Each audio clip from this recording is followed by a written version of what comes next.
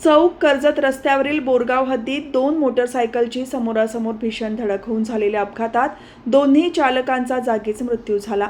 हा अपघात मध्यरात्रीच्या सुमारास घडला असावा असा प्राथमिक अंदाज वर्तवण्यात येत आहे. या अपघातातील दोन्ही मृत तरुण आपल्या कुटुंबातील एकुलते एक होते, त्यामुळे दोन्ही कुटुंबावर दुःखाचा डोंगर कोसळला आहे. सिद्धार्थ जाधव हा चौक दिशेकडून कर्जतच्या दिशेने जात होता, तर सुजित बोराडे हा भिसेगाव येथून चौकच्या दिशेने येत होता. बोरगाव हद्दीत या दोन्ही मोटरसायकल एकमेकांसमोर आल्या आणि त्यांच्यात एवढी भयानक टक्कर झाली की दोन्ही गाड्या समोरासमोर एकमेकांना ठोकलेल्या अवस्थेतच अडकून पडल्या होत्या. या जोरदार धडकेमुळे दोन्ही तरुणांचा मृत्यू झाला. घटनेची माहिती मिळताच वरिष्ठ पोलीस निरीक्षक सचिन पवार आणि चौक प्रभारी विशाल पवार यांनी तातडीने घटनास्थळी धाव घेतली. पोलिसांनी दोन्ही मृतदेह तातडीने चौक ग्रामीण रुग्णालयात दाखल केले.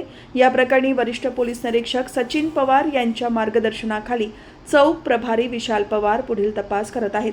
स्थानिक नागरिक आणि मित्रांनी दिलेल्या माहितीनुसार चौक कर्जत रस्त्याचे रुंदीकरण झाले असले तरी या रस्त्यावर अद्याप दुभाजक बसवण्यात आलेले नाहीत.